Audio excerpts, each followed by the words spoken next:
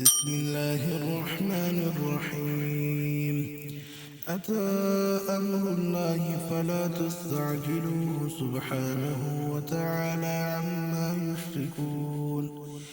ينزل الملائكة بالروح من أمره على من يشاء من عباده أن أنذروا أنه لا إله إلا أنا فاتقون.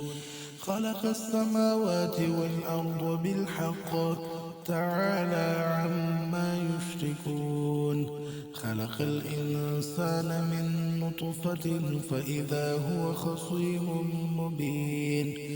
والأنعام خلقها لكم فيها دفء ومنافع ومنها تأكلون ولكم فيها جمال حين تريحون وحين تسرحون وتحمل أثقالكم إلى بلد لم تكونوا بالغيه إلا بشق الأنفس إن ربكم لرؤوف رحيم. والخيل والبغال والحمير لتركبوها وزينة ويخلق ما لا تعلمون.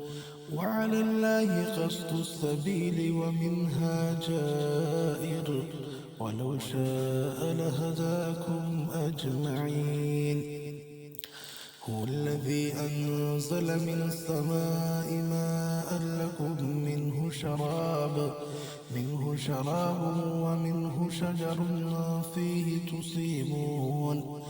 ينبت لكم به الزرع والزيتون والنخيل والأعناب ومن كل الثمرات إن في ذلك لآية لقوم يتفكرون. وسخر لكم الليل والنهار والشمس والقمر والنجوم مسخرات بأمره إن في ذلك لآيات لقوم يعقلون. وما ذرأ لكم في الأرض مختلفا ألوانه إن في ذلك لآية لقوم يذكرون.